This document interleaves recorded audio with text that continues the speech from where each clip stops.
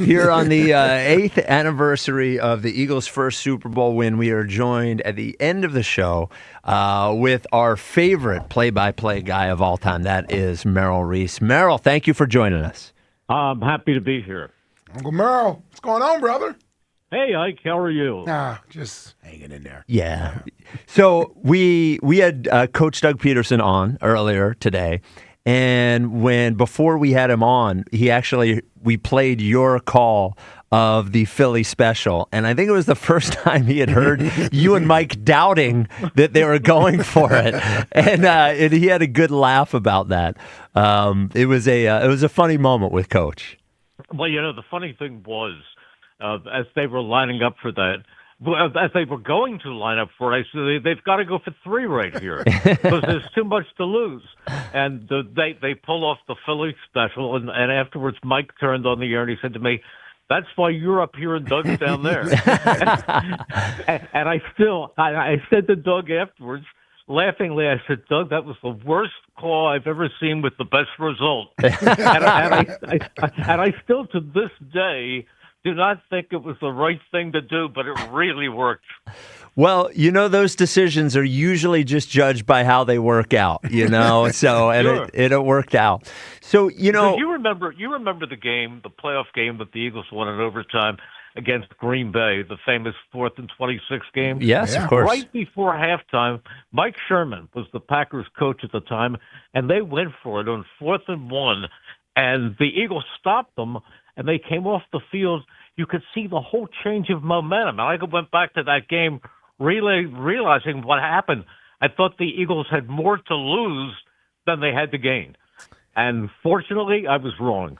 Yeah. Well, one of the amazing things about sports is how, we say game of inches, blah, blah, blah, but how one play and one moment can just change the course of everything and how it goes. And it could be, if that throw to Foles was 4 inches further away, or, there's so many different things that go into who wins the game that are small like that.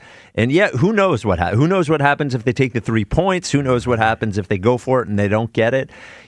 Going into that game, it felt like, Coach Pederson said the team felt really confident. And I actually think us as fans felt very confident. Going into that game, what did you think about the Eagles' chances going into that game?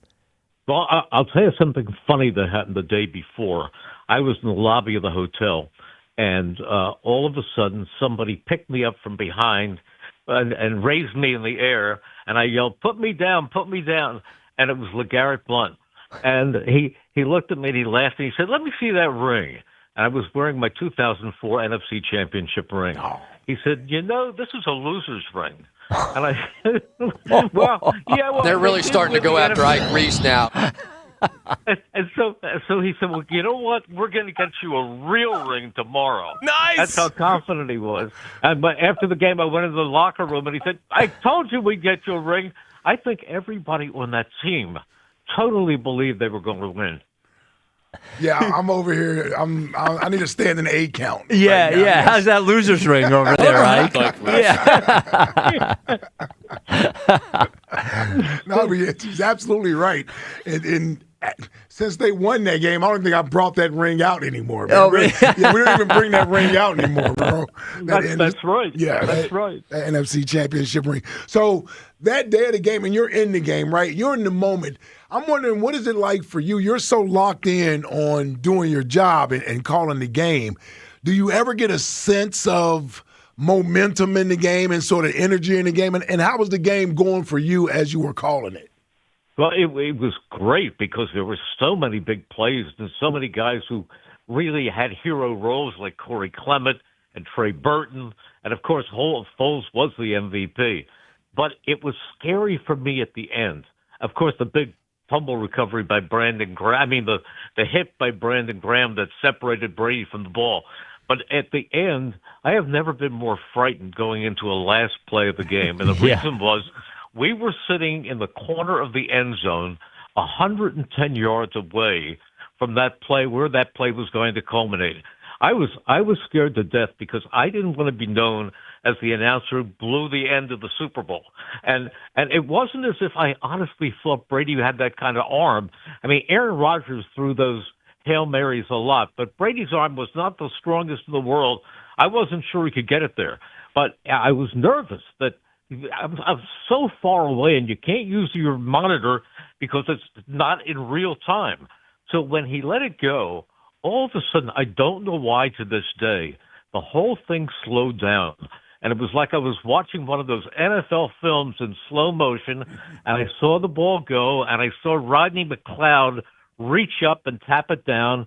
And when it hit the ground, I looked up at the clock, and there were zeros. And then, of course, I said, the game is over. The Philadelphia Eagles are Super Bowl champions. And Eagles fans everywhere, this is for you. Let the celebration begin. That just came out of my mouth. I mean, there's nothing written there. It's just, but it was a feeling of relief that I didn't blow the end of that game. Do you, when the ball is in the air, is there a part of your brain that is thinking about what you're going to say if the Patriots catch the ball? Yeah. No. No? No, I'm not going to say anything. I'm just going to cry. Now, Spike, I don't think about anything because Paul Domwich did a whole story with me that week and said, do you have something prepared to say if the Eagles win? And I said, no, I don't, because if it happens, I just want it to be a reflection of what I am thinking, how I am feeling. And it would be the same thing if they lose. It's going to be a crushing feeling. It's going to be totally different. But something happened. Along the way, I would go on the morning show with Angelo from time to time, and Angelo would say, I want them to win this Super Bowl for you because you've done it for so many years. And I said this, and this is not disingenuous. I'd say to Angelo, you know what? I've had so many thrills. I've had miracles in the Meadowlands, about 2. I've had some plays like Jaworski to quick 99 yards. I want them to win it for the fans because these fans spend their last dollar to buy their kids Eagles memorabilia. At Christmas time, they buy them shirts. They take second mortgages, some of them, to get their season tickets. This is for the fans. And I think when that actually happened, when I said, Eagles fans everywhere, this was for you, this is for you, it was just the feeling that had been building for so many years. And I think at the end of it, it was such a weird and magical way to win the Super Bowl. Sometimes teams win the Super Bowl where they build up and they get better and better, and then they finally, cross the, get to the peak of the mountain and get there. Or you're like Ike's team and you don't at the end of it. But this one, it just sort of happened, and then it, there wasn't really a follow-up afterwards. Right. And I think on some level, it's kind of neat that our first Super Bowl almost came out of nowhere, happened with a backup quarterback, beat the best coach and head, coach and quarterback combo of all time, and then that iteration of that team never did anything again. Alone, yeah, it just stands alone. I think somehow it makes it more special.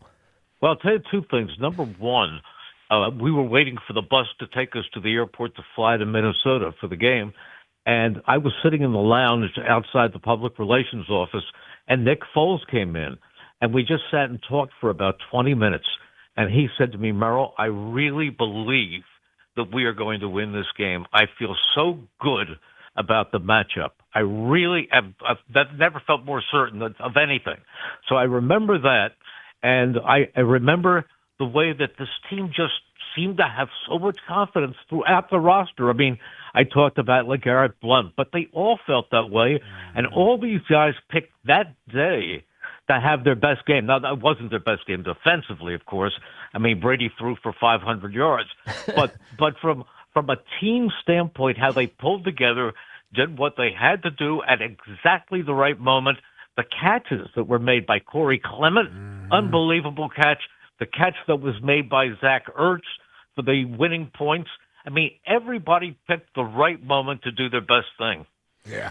Of those, you've called 5 Super Bowls now, right? He's been there. I would imagine that's the one right there. That's the number one right there, that first Super Bowl win.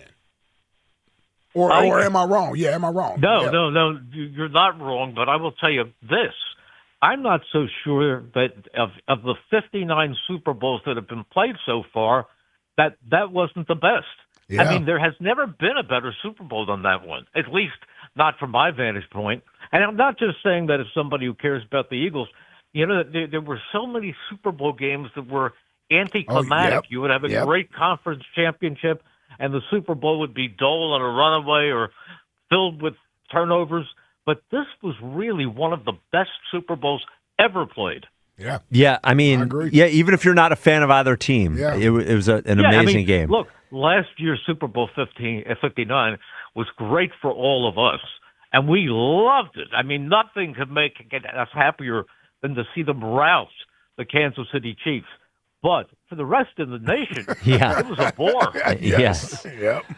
Well, Merrill, thank you. 8-year anniversary today. It was great to have you on. Really appreciate your time.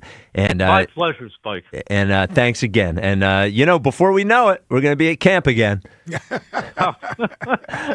Let spring come first. Right now, all I want is a hot day. Yeah. All right, Merrill. All right, Uncle Merrill. There he is, easy, brother. The great Merrill Reese.